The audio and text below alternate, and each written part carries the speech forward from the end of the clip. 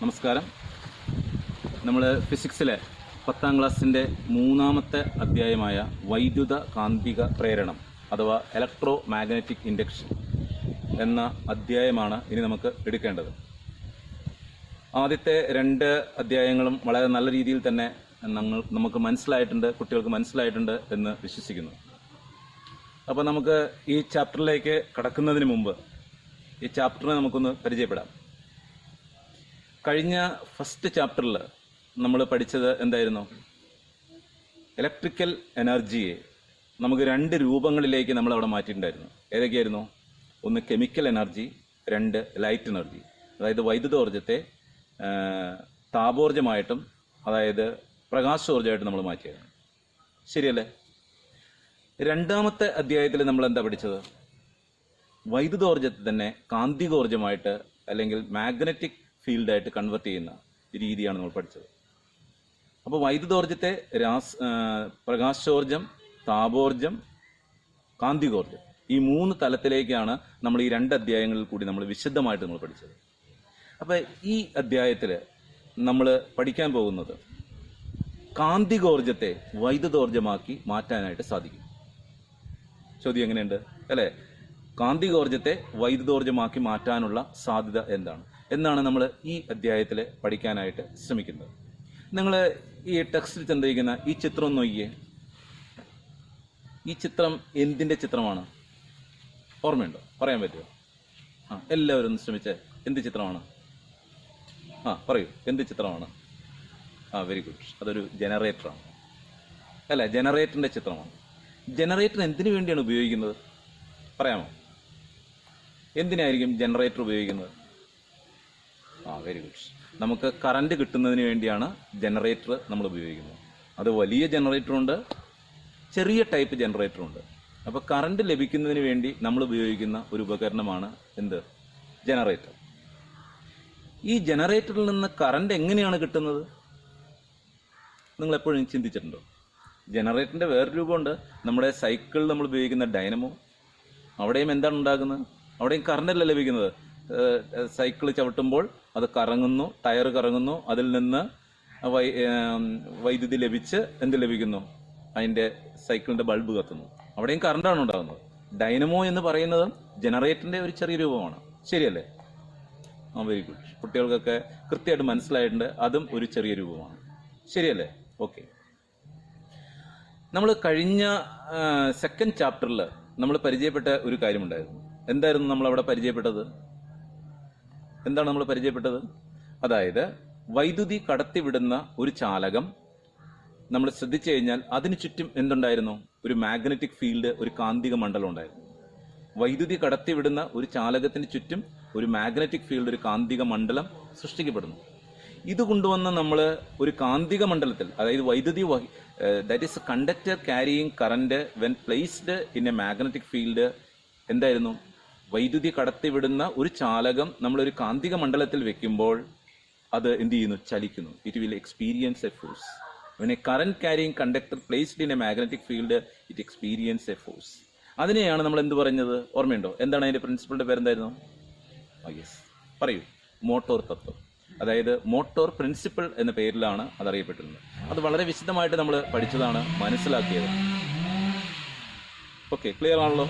അത് വിശദമായിട്ട് നമ്മൾ പഠിച്ചതാണ്. ഇന്ന് നമുക്ക് ഈ ചാപ്റ്ററിലേക്ക് കടക്കുന്നതിന് മുമ്പ് നമുക്കൊരു പരീക്ഷണം ചെയ്തു നോക്കിയാലോ? അതായത് കാന്തികോർജ്ജത്തെ വൈദ്യുതോർജ്ജമാക്കി മാറ്റാനായിട്ട് സാധിക്കും.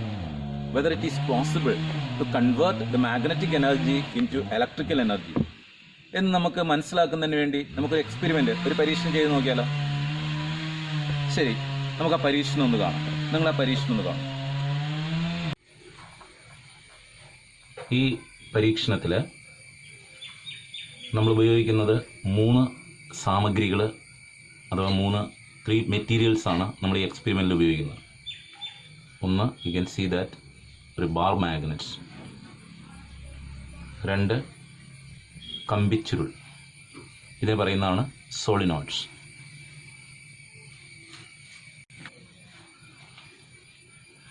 രണ്ടാമത്തത് കമ്പിച്ചുരുളാണ്. കമ്പിച്ചുരുൾ നിങ്ങൾക്ക് കാണാൻ പറ്റും, അതായത് സോളിനോയിഡ്സ്. മൂന്നാമത്തത് ഒരു ഗാൽവാനോമീറ്ററാണ്. ഗാൽവാനോമീറ്ററും നിങ്ങൾക്ക് കാണാനായിട്ട് സാധിക്കും. ഓക്കെ, എന്തിനു വേണ്ടി ഈ മൂന്ന് മെറ്റീരിയൽ മനസ്സിലായി. ഇതിൽ ഓരോ മെറ്റീരിയൽസിൻ്റെയും ഉപയോഗം പറയാം. ബാർ മാഗ്നറ്റ് എന്ന് പറഞ്ഞിട്ടുണ്ടെങ്കിൽ മാഗ്നറ്റിക് ഫീൽഡ് ജനറേറ്റ് ചെയ്യാൻ ഉപയോഗിക്കുന്നതാണ് bar magnet. Solenoid is A conductor. ഇതൊരു കണ്ടക്ടറാണ്. ഇതിൽ കൂടി കറണ്ട് കടന്നു പോകുന്ന ഒരു ചാലകത്തിന് പറയുന്ന പേരാണ് കണ്ടക്ടർ.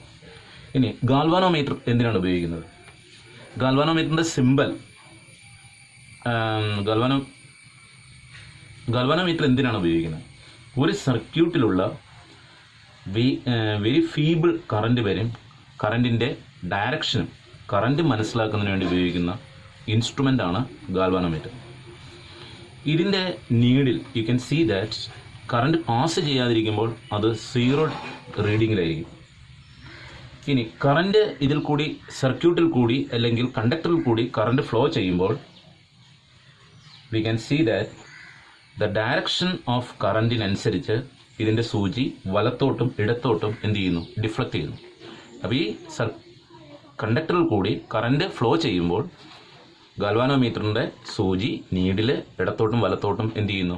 ഡിഫ്ലക്ഷൻ ചെയ്യുന്നു, അതിൻ്റെ ഡയറക്ഷൻ അനുസരിച്ച്. അതുപോലെ തന്നെ കറണ്ടിൻ്റെ അളവ് കൂടുന്തോറും ഇതിൻ്റെ ഡിഫ്ലക്ഷൻ റേറ്റും ഡിഫ്ലക്ഷൻ്റെ അളവും കൂടും. ഡിഫ്ലക്ഷൻ്റെ അളവ് കൂടുകയാണെങ്കിൽ അതിൻ്റെ അർത്ഥം ഇതിൽ കൂടി ഫ്ലോ ചെയ്യുന്ന കറണ്ടിൻ്റെ അളവ് കൂടുതലാണ് എന്ന് നമുക്ക് മനസ്സിലാകാം. ഇനി നമുക്ക് പരീക്ഷണത്തിലേക്ക് വരാം. നമ്മൾ ചെയ്യാൻ പോകുന്നത്, ഞാൻ ഈ കാന്തം, ഈ മാഗ്നറ്റ് ഈ സോളിനോയിഡിൻ്റെ ഉള്ളിലേക്ക് കടത്തുകയാണ്. ഇതിൻ്റെ നോർത്താണ്, ഇതിൻ്റെ സൗത്താണ്. അപ്പോൾ നോർത്ത് ഞാനിതിൻ്റെ ഉള്ളിലേക്ക്, സോളിനോയിഡിൻ്റെ ഉള്ളിലേക്ക് കിടക്കുന്നു. Okay, you can see that എന്ത് ചെയ്തു? ഇതിൻ്റെ നീഡിൽ വലതുവശത്തേക്ക് ഡിഫ്ലക്റ്റ് ചെയ്തു. ഇനി ഞാൻ ഈ മാഗ്നറ്റ് പുറത്തേക്ക് എടുക്കുന്നു. യു ക്യാൻ സീ ദാറ്റ് അത് ഇടതുവശത്തേക്ക് ഡിഫ്ലക്റ്റ് ചെയ്തു. ഇത് സ്റ്റേഷനറി ആയിരിക്കുമ്പോൾ എന്ത് ചെയ്യുന്നു? ഇത് വീണ്ടും അതിൻ്റെ 0 റീഡിങ്ങിലേക്ക് വരുന്നു. വീണ്ടും ഒന്നും കൂടി ശ്രദ്ധിക്കുക. ഞാൻ ഇങ്ങോട്ട് മൂവ് ചെയ്തു, വലതുവശത്തേക്ക് ഡിഫ്ലക്റ്റ് ചെയ്തു, പുറത്തേക്ക് എടുക്കുന്നു, ഇടതുവശത്തേക്ക് ഡിഫ്ലക്റ്റ് ചെയ്തു. അപ്പോൾ ഈ ഗാൽവാനോമീറ്ററിലെ നീഡിൽ ഡിഫ്ലക്റ്റ് ചെയ്യുമ്പോൾ നമുക്ക് എന്ത് മനസ്സിലാക്കാം? ഈ ക്ലോസ്ഡ് സർക്യൂട്ട് അല്ലേ, ഈ ക്ലോസ്ഡ് സർക്യൂട്ടിൽ എന്തുണ്ടായി? ഒരു കറണ്ട് ഉണ്ടായി എന്ന് നമുക്ക് മനസ്സിലാക്കാം. ഇനി ഞാൻ ഇതിൻ്റെ ഉള്ളിൽ ഈ മാഗ്നറ്റ് സോളിനോയിഡിൻ്റെ ഉള്ളിൽ അനക്കാതെ വെക്കുകയാണ്. ഇപ്പോൾ ഇവിടെ കറണ്ട് ഉണ്ടാവും നോക്കുക. ഇതിൻ്റെ റീഡിങ് 0 ആണ്. That means there is no current is flowing through the circuit എന്ന് നമുക്ക് മനസ്സിലാക്കാം. അതായത് ഇത് മൂവ് ചെയ്യുമ്പോൾ മാത്രമേ, ഇതിൻ്റെ ഉള്ളിലുണ്ടെങ്കിലും ഈ മാഗ്നറ്റ് എന്ത് ചെയ്യണം? സോളിനോയിഡിൻ്റെ ഉള്ളിൽ മൂവ് ചെയ്യുമ്പോൾ മാത്രമേ ഇതിൽ എന്തുണ്ടാവുന്നുള്ളൂ? കറണ്ട് ഉണ്ടാവുന്നുള്ളൂ. ഇനി നമുക്ക് സോളിനോയിഡ് മൂവ് ചെയ്ത് നോക്കാം.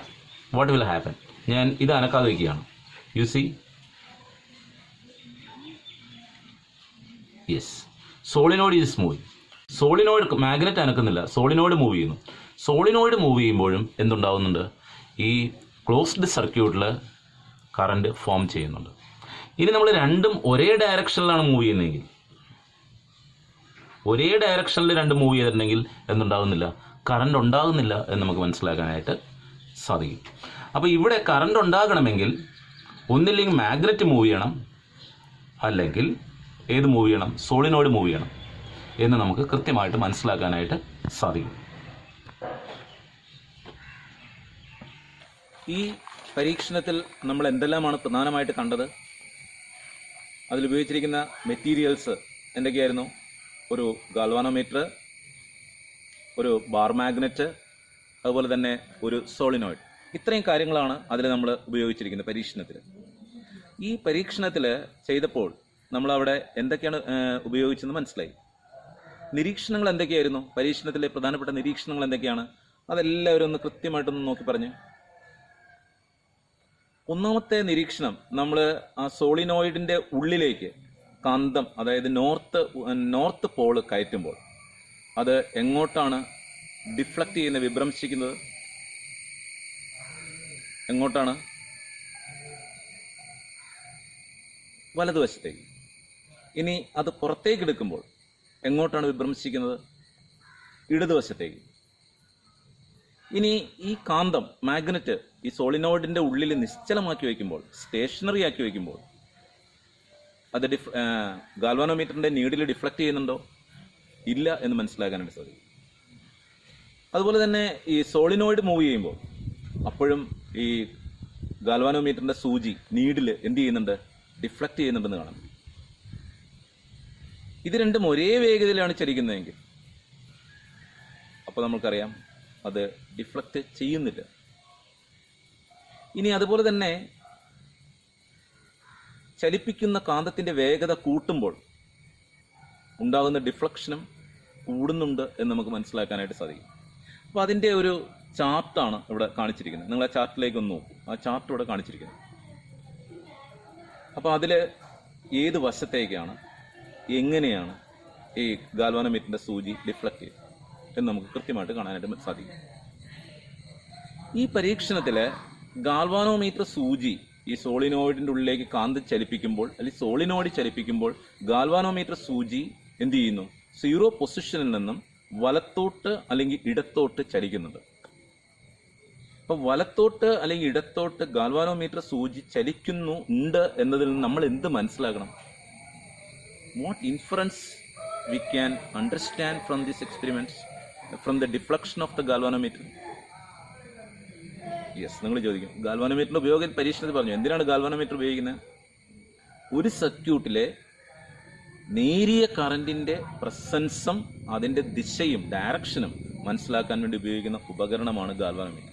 ഒരു സർക്യൂട്ടില് നേരിയ കറണ്ട് ഉണ്ടെങ്കിൽ പോലും അത് കണ്ടുപിടിക്കാൻ വേണ്ടി ഉപയോഗിക്കുന്ന വളരെ സെൻസിറ്റീവായ ഒരു എക്യുപ്മെന്റ് ആണ്, ഒരു ഉപകരണമാണ് ഗാൽവാനോമീറ്റർ. കറണ്ട് സർക്യൂട്ടിൽ ഇല്ല എങ്കിൽ അത് 0 ഡിഫ്ലക്ഷൻ ആയിരിക്കും. കറണ്ട് ഉണ്ടെങ്കിൽ അതിന് ഡിഫ്ലക്ഷൻ ഉണ്ടാകും. ഇനി ഡിഫ്ലക്ഷൻ ഭയങ്കര കൂടുതലാണ്, ഇടതുവശത്തേക്കും വലതുവശത്തേക്കുള്ള ഡിഫ്ലക്ഷൻ വളരെ കൂടുതലാണെങ്കിൽ അതിന്റെ അർത്ഥം എന്താണ്? ആ സർക്യൂട്ടിലെ കറന്റ് വളരെ കൂടുതലാണ്, അതിന്റെ ഇന്റൻസിറ്റി ഓഫ് കറന്റ് വളരെ കൂടുതലാണ് എന്ന് നമുക്ക് മനസ്സിലാക്കാനായിട്ട് സാധിക്കും. അപ്പൊ ഇവിടെ ചെറിയ രീതിയിലുള്ള ഡിഫ്ലക്ഷൻ ഉണ്ടാകുന്നുണ്ട്. അപ്പൊ നിങ്ങളൊന്ന് പറയൂ, അപ്പൊ എന്തുണ്ടായി? ഈ സോളിനോയിഡിൽ കൂടി ഉള്ളിൽ കൂടി ഈ മാഗ്നറ്റ് ചലിപ്പിച്ചപ്പോൾ എന്തുണ്ടായി? അവിടെ എന്തുണ്ടായി? കറണ്ട് ഉണ്ടായി, വൈദ്യുതി ഉണ്ടായി എന്ന് നമുക്ക് മനസ്സിലാക്കാനായിട്ട് സാധിക്കും. അപ്പൊ നമ്മൾ നേരത്തെ പറഞ്ഞ പോലെ എന്തുണ്ടായി? പറയൂ. കാന്തികോർജം വൈദ്യുതോർജമായിട്ട് മാറി. അതായത് magnetic energy is converted to എന്തായിട്ട് മാറി? ഇലക്ട്രിക്കൽ എനർജി ആയിട്ട് ഇവിടെ ഈ പരീക്ഷണത്തിൽ മാറുന്നുണ്ട്. ക്ലിയർ ആണല്ലോ? ഇപ്രകാരം ഉണ്ടാകുന്ന വൈദ്യുതി ആ ദിശ എങ്ങനെയാണ്? ഇടത്തോട്ടും പോകുന്നുണ്ട്, വലത്തോട്ടും പോകുന്നുണ്ട്. അപ്പൊ ഇവിടെ ഉണ്ടാകുന്ന വൈദ്യുതി ഇരു ദിശകളിലേക്കും ദിശ മാറുന്ന വൈദ്യുതിയാണ്. വലതുവശത്തേക്കും പോകുന്നു, ഇടതുവശത്തേക്കും പോകുന്നു. ഇരു ദിശകളിലേക്കും ഡയറക്ഷൻ മാറിക്കൊണ്ടിരിക്കുന്ന വൈദ്യുതിയാണ് ഇവിടെ ഉണ്ടാകുന്നത്. ഇപ്രകാരം ഉണ്ടാകുന്ന വൈദ്യുതിയെ നമുക്കൊരു പേര് പറയാം, ദിശ മാറുന്ന വൈദ്യുതി. അല്ലെങ്കിൽ നമുക്ക് അതിനെന്ത് പറയാം? ഓൾട്ടർനേറ്റിംഗ് കറന്റ്, ഓൾട്ടർനേറ്റിംഗ് പ്രത്യാവർത്തിധാരാ വൈദ്യുതി. ഓൾട്ടർനേറ്റിംഗ് കറന്റ് എന്ന് പറഞ്ഞാൽ AC, ക്യാപിറ്റൽ ലെറ്റേഴ്സ് ആണ് AC. Alternating current is the current in which the direction is continuously changes. അതായത് to positive side, to negative side, to right side, to left side, രണ്ട് ദിശകളിലേക്കും direction മാറിക്കൊണ്ടിരിക്കുന്ന കറണ്ടിനെ നമ്മൾ വിളിക്കുന്ന പേരാണ് AC അല്ലെങ്കിൽ ഓൾട്ടർനേറ്റിംഗ് കറന്റ് അല്ലെങ്കിൽ പ്രത്യാവർത്തിധാര വൈദ്യുതി എന്ന് നമുക്ക് പറയാം. ഓക്കെ, അപ്പോൾ ഇവിടെ ലഭിച്ച വൈദ്യുതി എന്താണ്? AC അല്ലെങ്കിൽ ഓൾട്ടർനേറ്റിംഗ് കറന്റ് ആണ് എന്ന് നമുക്ക് മനസ്സിലാക്കാനായിട്ട് സാധിച്ചു. ക്ലിയർ ആണ്? അപ്പോൾ സ്വാഭാവികമായിട്ട് നിങ്ങളിൽ നിന്നൊരു സംശയം വരാം. ഈ സോളിനോയിഡിൽ കൂടി ഈ മാഗ്നറ്റ് ചലിപ്പിച്ചപ്പോൾ എന്തുകൊണ്ടാണ് ഇവിടെ വൈദ്യുതി ഉണ്ടായത്? What is A scientific principle behind this? ഇതിന്റെ പിന്നിലുള്ള ശാസ്ത്രീയ തത്വം എന്താണ്? Very good. അതാണ് നമുക്ക് ശാസ്ത്രം പഠിക്കുന്ന വിദ്യാർത്ഥികൾ ചോദിക്കേണ്ട പ്രധാനപ്പെട്ട ചോദ്യം എന്ന് പറയുന്നത്. ഇതെന്തുകൊണ്ട്? Why this is happening? അതാണ് ചോദിക്കേണ്ടത്. നമ്മൾ അതിലേക്കാണ് ഈ ടെക്സ്റ്റ് ബുക്കും വളരെ വിശദമായിട്ട് ചർച്ച ചെയ്യപ്പെടുന്നത്. അപ്പോൾ എന്തായിരിക്കാം അതിൻ്റെ കാരണം? നമുക്ക് വളരെ വിശദമായിട്ടൊന്ന് ചർച്ച ചെയ്യാം. ഇവിടെ ഒരു ബാർ മാഗ്നറ്റ് ഉണ്ടല്ലോ. ഈ ബാർ മാഗ്നറ്റ് ചുറ്റും എന്തുണ്ട്? കാന്തിക മണ്ഡലമുണ്ട്. Every magnet has its own influence. That influence is known as magnetic fields. അതിനാണ് കാന്തിക മണ്ഡലം, മാഗ്നറ്റിക് ഫീൽഡ് എന്ന് പറയുന്നത്. അതിൻ്റെ എവിടെയെങ്കിലും ആ മാഗ്നറ്റിക് ഫീൽഡ് അനുഭവപ്പെടുന്ന എവിടെയെങ്കിലും ഒരു ഇരുമ്പിൻ്റെ അംശം വെച്ച് കഴിഞ്ഞിട്ടുണ്ടെങ്കിൽ അത് അതിലേക്ക് അട്രാക്ട് ചെയ്യും. അതിൽ നിന്ന് അകന്നു പോകുന്തോറും അതിൻ്റെ അട്രാക്ഷൻ കുറയും. So the magnetic field is always consisting with every magnet. ഓരോ മാഗ്നറ്റിനും ഒരു മാഗ്നറ്റിക് ഫീൽഡ് ഉണ്ട്. അത് നമ്മൾ പഠിച്ചിട്ട് കഴിഞ്ഞ അധ്യായത്തിൽ പഠിച്ചതാണ്. അതിനെങ്ങനെയാണ് റെപ്രസെന്റ് ചെയ്യുന്നത്? കാണാൻ പറ്റുമോ? It is not visible. അത് കാണാൻ നമുക്ക് സാധിക്കില്ല. ആ മാഗ്നറ്റിക് ഫീൽഡിനെ നമുക്ക് കാണാൻ പറ്റില്ല. ശരി, അതിന്റെ അടുത്തേക്ക് ഒരു ഇരുമ്പിന്റെ കഷ്ണം കൊണ്ടുവന്നിട്ടുണ്ടെങ്കിൽ അത് അട്രാക്ട് ചെയ്യപ്പെടുമ്പോൾ ആ മാഗ്നറ്റിക് ഫീൽഡ് അവിടെ ഉണ്ട് എന്ന് നമുക്ക് മനസ്സിലാക്കാനായിട്ട് സാധിക്കും. അതിനെങ്ങനെയാണ് നമ്മൾ റെപ്രസെന്റ് ചെയ്യുന്നത്? We can represent the magnetic field by using the magnetic lines of force. കാന്തിക ബലരേഖകൾ ഉപയോഗിച്ചാണ് കാന്തിക മണ്ഡലത്തെ നമ്മൾ എന്ത് ചെയ്യുന്നത്? സൂചിപ്പിക്കുന്നത്. ക്ലിയർ അല്ലേ? ഇനി നിങ്ങൾ ഈ ചിത്രം നോക്കൂ. സോളിനോയിഡും ഉണ്ട്, ഒരു ബാർ മാഗ്നറ്റും. ബാർ മാഗ്നറ്റിന് ചുറ്റും എന്തുണ്ട്? കാന്തിക ബലരേഖകളുണ്ട്. It is not visible. അതിൻ്റെ ദിശ എങ്ങനെയാണ്? കാന്തിക ബലരേഖകളുടെ ദിശ എങ്ങനെയാണ്? കഴിഞ്ഞ അധ്യായത്തിൽ പഠിച്ചല്ലോ. പറയൂ, ഏത് ദിശയാണ്? പറയൂ, ഏത് ദിശയാണ്? നോർത്തിൽ നിന്ന് സൗത്തിലേക്ക്, ഉത്തര ധ്രുവത്തിൽ നിന്ന് ദക്ഷിണ ധ്രുവത്തിലേക്കാണ് അതിൻ്റെ ദിശ. അപ്പോൾ ഈ ബാർ മാഗ്നറ്റ് സോളിനോയിഡിന്റെ ഉള്ളിലേക്ക് നമ്മൾ കടത്തുമ്പോൾ എന്ത് സംഭവിക്കും? ഈ കാന്തത്തിന് ചുറ്റുമുള്ള കാന്തിക മണ്ഡലത്തിന്റെ കാന്തിക ബലരേഖകളെ ആര് കട്ട് ചെയ്യും? ആര് വിച്ഛേദിക്കും? സോളിനോയിഡ് അതിനെ കട്ട് ചെയ്യും. കാന്തിക ബലരേഖകളെ ഇത് കട്ട് ചെയ്യുന്നു. കാന്തിക ബലരേഖകളെ സോളിനോയിഡ് കാന്തം അതിൻ്റെ ഉള്ളിലേക്ക് ചലിപ്പിക്കുമ്പോൾ കാന്തിക ബലരേഖകളെ സോളിനോയിഡ് തുടർച്ചയായിട്ട് കട്ട് ചെയ്യുന്നു. ഇങ്ങനെ കാന്തിക ബലരേഖകളെ തുടർച്ചയായിട്ട് കട്ട് ചെയ്യുമ്പോൾ ആ സോളിനോയിഡിന്റെ ഉള്ളിൽ, സോളിനോയിഡ് എന്ന് പറഞ്ഞാൽ എന്താണ്? It's A conductor. ആ കണ്ടക്ടറിൽ ഒരു കറണ്ട് ഉണ്ടാക്കപ്പെടുന്നു, ഒരു വൈദ്യുതി ഉണ്ടാക്കപ്പെടുന്നു. അല്ലെങ്കിൽ നമുക്ക് പറയാം എ കറന്റ് ഈസ് ഇൻഡ്യൂസ്ഡ്. ഒരു കറണ്ട് അവിടെ പ്രേരിതമാക്കപ്പെടുന്നു. ഇനി പുറത്തേക്ക് എടുക്കുമ്പോൾ എന്ത് സംഭവിക്കുന്നു? The magnetic lines of force are cutting again by the solenoid. So an induced current is produced in the solenoid എന്ന് മനസ്സിലാക്കുന്നു. ഇനി അപ്പൊ ഈ മൂവ് ചെയ്യുമ്പോൾ whenever the solenoid or the bar magnet is moving, we can see that the magnetic lines of force around the field magnet or the bar magnet are cutting by the solenoid, so that an induced current is formed or produced or generated in the solenoid എന്ന് നമുക്ക് മനസ്സിലാക്കാനായിട്ട് സാധിക്കുന്നു. Clear അല്ലേ? അപ്പോൾ അവിടെ എന്തുണ്ടാകുന്നു? വൈദ്യുതി ഉണ്ടാകുന്നു. ഇപ്രകാരം ഉണ്ടാകുന്ന വൈദ്യുതിയെ നമ്മൾ വിളിക്കുന്ന പേരാണ് പ്രേരിത വൈദ്യുതി, അല്ലെങ്കിൽ ഇൻഡ്യൂസ്ഡ് EMF. അപ്പോൾ എന്താണ് ഇൻഡ്യൂസ്ഡ് EMF? അതായത് സോളിനോയിഡുമായിട്ട് ബന്ധപ്പെട്ട, ചാലകവുമായി ബന്ധപ്പെട്ട കാന്തിക ഫ്ലക്സിന്, അതാണ് നമ്മൾ പറയുന്നത്, കാന്തിക ഫ്ലക്സിന് വ്യതിയാനം ഉണ്ടാകുമ്പോൾ അവിടെ ഒരു പ്രേരിത വൈദ്യുതി ഉണ്ടാകും. എന്താണ് കാന്തിക ഫ്ലക്സ്? കാന്തിക ഫ്ലക്സ് എന്ന് പറഞ്ഞിട്ടുണ്ടെങ്കിൽ the total number of magnetic lines in a given area is called magnetic flux. എന്ന് പറഞ്ഞാൽ മാഗ്നറ്റിക് ഫീൽഡ് തന്നെയാണ്. Whenever the magnetic flux changes, an induced current is produced in the solenoid, and the corresponding EMF is called induced EMF. നമുക്കറിയാം, current ഉണ്ടെങ്കിൽ അവിടെ voltage ഉണ്ടാവും. അപ്പോൾ ഒരു പ്രേരിത വൈദ്യുതി ഉണ്ടാകുമ്പോൾ അവിടെ പ്രേരിത EMFും ഉണ്ടാകും. ഇപ്രകാരം ഒരു സോളിനോയിഡുമായി ബന്ധപ്പെട്ട കാന്തിക ഫ്ലക്സിന് വ്യതിയാനം വരുന്നതിന്റെ ഫലമായിട്ട് സോളിനോയിഡിനുണ്ടാകുന്ന പ്രേരിത വൈദ്യുതിയെയും പ്രേരിത EMFും ഉണ്ടാകുന്ന ഈ പ്രതിഭാസത്തിന് നമ്മൾ പറയുന്ന പേരാണ് വൈദ്യുത കാന്തിക പ്രേരണ തത്വം. നമ്മളത് ഇംഗ്ലീഷിൽ എന്ന് പറഞ്ഞാലും that is electromagnetic induction is the phenomenon due to the change of the magnetic flux associated with the solenoid. An induced current or induced EMF is produced in the solenoid. This is known as electromagnetic induction. So once again, I may repeat this. Whenever a magnetic flux associated with the solenoid changes, an induced current or induced EMF is generated in the solenoid. This phenomenon is known as electromagnetic induction. ഇതിനെയാണ് വൈദ്യുത കാന്തിക പ്രേരണ തത്വം എന്ന് പറയുന്നത്. അപ്പോൾ ഈ പരീക്ഷണത്തിൽ നിന്ന് നമുക്ക് കിട്ടുന്ന എന്താണ്? വൈദ്യുത കാന്തിക പ്രേരണ തത്വം ഉപയോഗിച്ചുകൊണ്ടാണ് ഇവിടെ എന്തുണ്ടാകുന്നത്? വൈദ്യുതി അല്ലെങ്കിൽ കറണ്ട് ഉണ്ടാകും. ഈ വൈദ്യുത കാന്തിക പ്രേരണ തത്വം അനുസരിച്ച് കറണ്ട് ഉണ്ടാകുമ്പോൾ, വൈദ്യുതി ഉണ്ടാകുമ്പോൾ നമുക്ക് 3 പ്രധാനപ്പെട്ട രീതിയിൽ ഈ കറണ്ട് കൂട്ടാനായിട്ട് സാധിക്കും. പറയാമോ ഏതൊക്കെയാണ് 3 പ്രധാനപ്പെട്ട രീതികൾ? How can we increase the induced current or induced EMF produced in the electromagnetic induction? Yes, പറയൂ. 3 മെത്തേഡ് ഉണ്ട്. V can suggest 3 important methods. ഏതൊക്കെയാണ് 3 മെത്തേഡ്? ഒന്ന്, increase the relative motion of the magnet or solenoid. എന്താണ് relative motion എന്ന് പറഞ്ഞാൽ? കാന്തത്തിൻ്റെ അല്ലെങ്കിൽ സോളിനോയിഡിൻ്റെ ആപേക്ഷിക ചലന വേഗത കൂട്ടുക. ഒന്ന് നിശ്ചലമായിരിക്കുമ്പോൾ അടുത്ത് ചലിപ്പിക്കുക. സോളിനോയിഡ് നിശ്ചലമായിരിക്കുമ്പോൾ കാന്തം ചലിപ്പിക്കുക, കാന്തം വേഗത്തിൽ ചലിപ്പിക്കുക.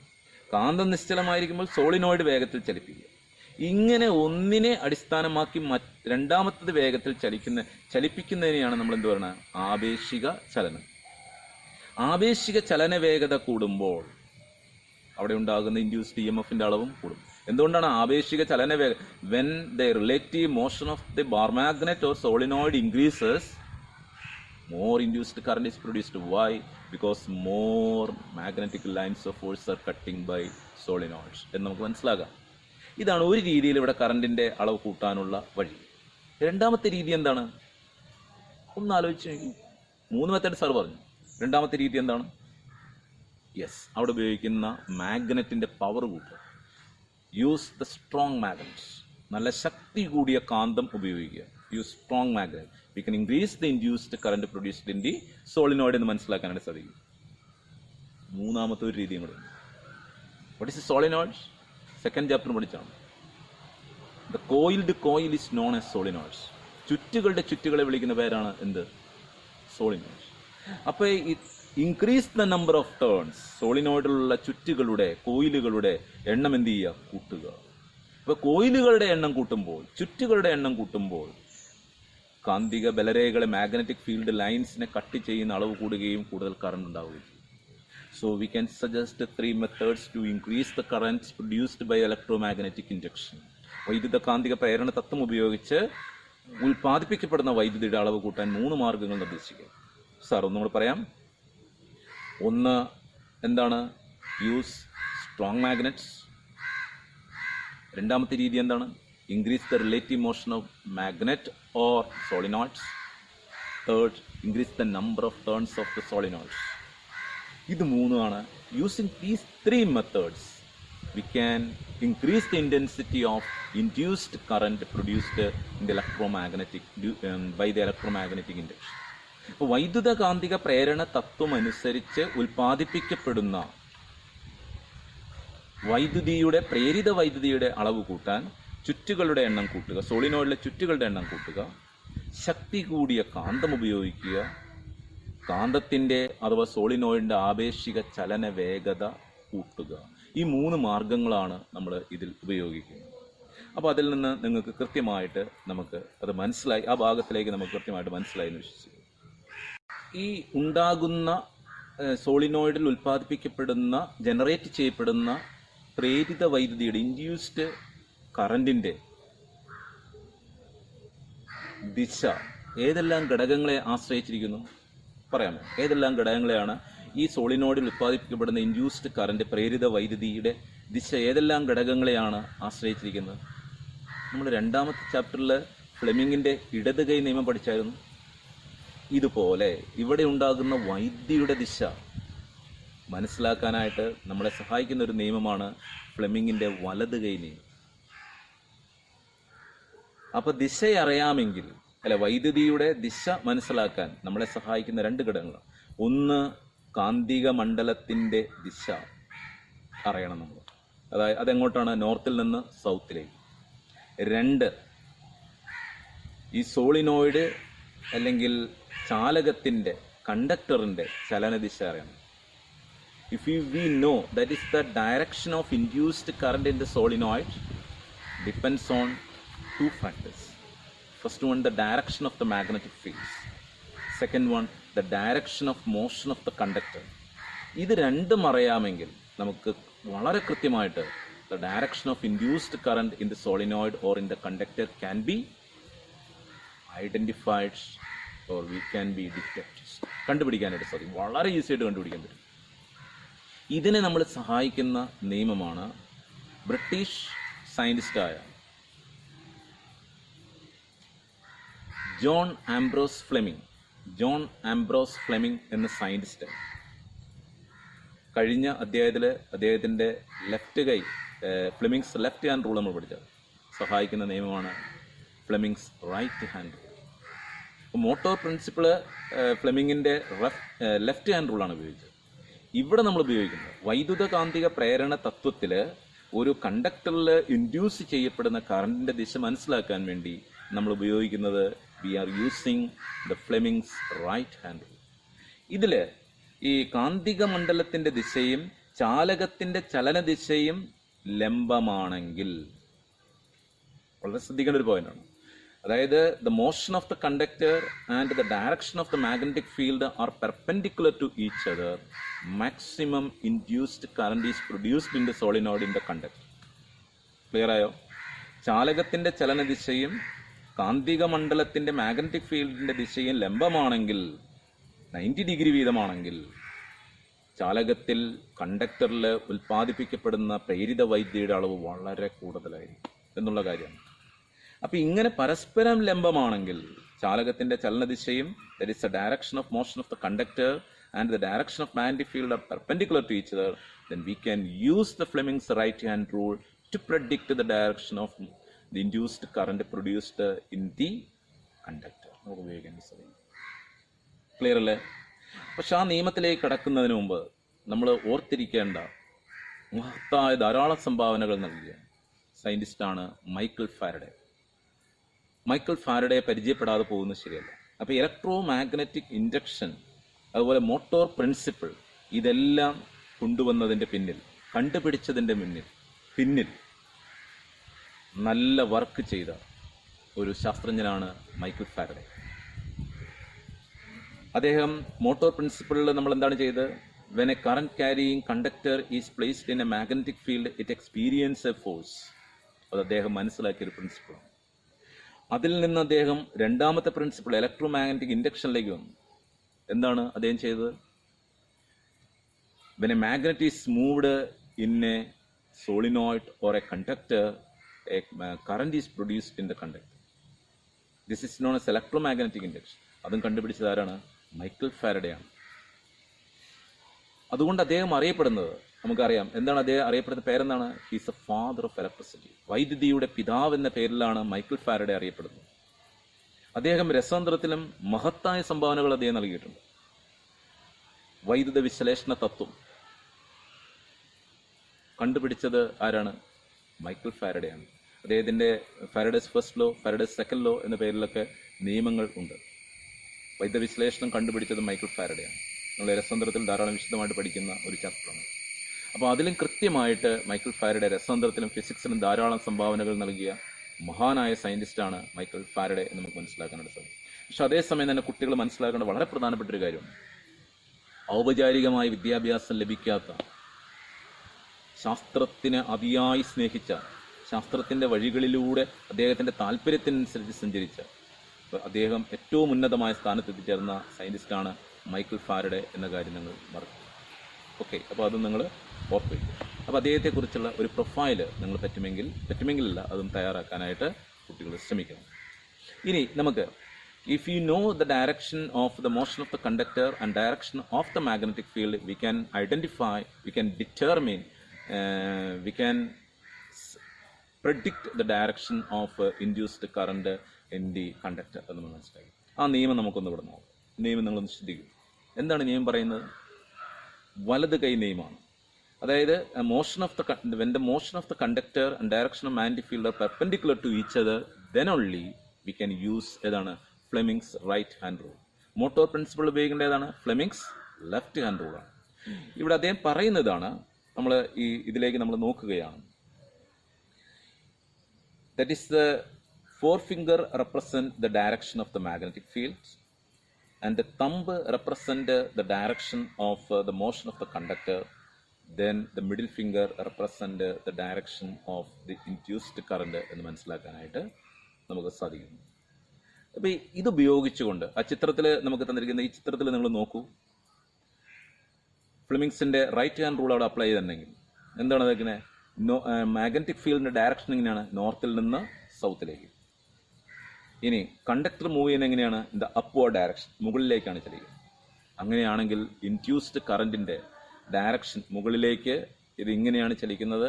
അപ്പോൾ ഇത് ഇങ്ങനെയാണ് ചലിക്കുന്നത്. ഇതിൻ്റെ ഡയറക്ഷൻ എങ്ങോട്ടായിരിക്കും?